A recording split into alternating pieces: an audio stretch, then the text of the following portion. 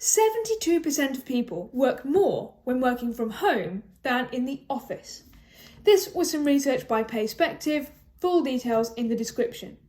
But it got me thinking, given that consultants work more than your average industry professional in the first place, why is the work-life balance in consulting so bad, and what can we do about it? Hello and welcome to another Today Years Old video. I'm a consultant recovering from burnout, and on this channel I share my burnout busting tips and productivity hacks to beat the burnout once and for all. Consulting has been famed for its long hours and sometimes grueling travel. And if you haven't seen my previous video comparing pre and post COVID consulting lifestyles, that's a mouthful, then check it out, link in the description down below. But it's got me thinking about why specifically the work-life balance in consulting is so hard. And I think I have the answer. It boils down to this. Consulting is a client-facing role. And I know what you're thinking. So's being a lawyer and a banker and advertising and marketing and Charlie. What do you think sales is? Okay, I hear you. But consultants have a three-way pull on their time.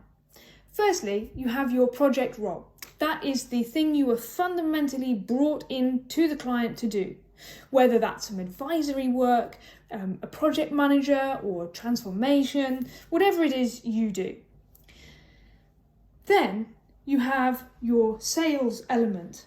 And when you get to a certain level, you will have formal sales targets that you need to hit. But even if you're not there yet, you'll probably be helping out on some kind of sales activity, whether that's being part of a big RFP, maybe you're building a relationship with your client to sell them new projects, or maybe you're trying to expand your existing project, either by increasing your scope or by selling offsprings of the project. But at every level, you will want to be, or you should want to be, involved in getting those selling skills. So that requires you to do some selling work. And then finally, you've got the third pull on your time. That's your internal contribution. It's what you do to help keep the wheels of the firm turning. And for me, I like to get involved in working with our graduates, whether that's interviewing new ones, helping our existing ones, or anything really to do with helping the next generation of talent. Other people get involved in things like inclusion and diversity, charity work, and things like our networks internally. So you have a three-way pull on your time. And when you're a new consultant or you're an analyst fresh out of university, it's pretty unique to be pulled in three ways. And a lot of your friends at non-consulting roles won't have that challenge. And that, for me, is the key thing. How do you balance those three when you know that to succeed in consulting, you need a bit of all of them? That, for me, is the first thing that makes consulting work-life balance such a challenge. The second part is that the clients are paying for our services. Okay, thanks for stating the obvious, Charlie. Why does that matter? Well, think about it. Whenever you pay for something, your expectation of it is that bit higher. Let's say I want a slice of cake, so I make a cake. It's pretty average. I think, average piece of cake. Move on. Now let's say I go to a cafe and I pay £5 for my slice of cake. I eat it. It's pretty average. In that instance, I'm disappointed because whenever you pay for it, your expectation is higher. It's exactly the same in consulting. Ergo, consultants are cake. Maybe not. But you get the idea. The clients have quite a high expectation of us because they've paid for our services and frankly threw the nose at that. So we then have to deliver to the client's expectation, and that brings with it a certain pressure. It's pressure to make sure you know what you're talking about, and sometimes you can be parachuted into a role where frankly you don't know what you're talking about. So you have to do enough research to stay relevant to your industry, to become an expert, know the industry trends, and of course anything you present to the client has to be perfect. Perfect formatting, perfect communication, and it takes multiple iterations to get to that point. And that is only 1/3 of your day. So it's no wonder that seasoned and new consultants alike really struggle to find the balance between all of those things. But don't give up hope, because I believe it is possible to have a healthy work-life balance even in consulting. Tell me the secret! Okay, the first thing is you need to know what a good work-life balance looks like to you, because it's not the same for everyone and it might change based on how your life changes. Let me give you an example. For me, my work-life balance sweet spot is about 60 hours a week. Now, I'm not saying that it should be that for everybody, but it's about right for me.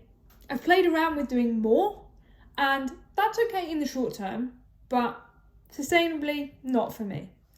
I've also played around with doing less. I'll be honest, I just can't do the 9 to 5. It's not for me. So you've got to work out what is for you. Okay, let's say you've got that nailed. Now you're going to come and say, I'm too busy, there's too many things, I have too much on my plate, I can possibly have that work-life balance. Okay, I like to spend my time how I spend my money. And if you know me, you'll know that that is frugally. Just like you don't walk into the shop and buy everything you see simply because you saw it, you shouldn't just say yes to everything you're asked to do just because somebody asked you to do it. Now, I've already made a video on how to say no effectively, so I won't repeat that. Go and watch that. That has some handy tips to help you say no in a way that people won't hate you and you won't hate yourself. It really is as simple as that. I think about time exactly as I think about money. I invest money based on the return that I think it will give me. It's the same with time. I invest my time in the things that will give me the biggest return, whether that is taking me towards my goals or just making me happier. And that's why I've stopped clock watching. I don't track my hours. I only ask myself this: is the thing that I am doing right now going to give me the return on investment I want? If the answer is yes, I'll keep doing that. Whether it's finishing some work I'm doing or going for a run or spending time with my partner, I'll do that. If the answer is no, I'll ask why and then change it up if I need to. The hours I work are a byproduct of how I spend my time, not a driver. If you know how to say no effectively, then you're empowered to maximise the return on investment of your time. Just like you'd say, would I spend my money on that? You ask yourself, would I spend my time on that? And if you don't know what a good work-life balance looks like to you and how to achieve it, that's when you risk burnout. And that is going to be the topic of the next video. What does it really feel like to burn out? I hope you've enjoyed this video. If you have, please give it a like, comment, subscribe, and I look forward to seeing you on the next one.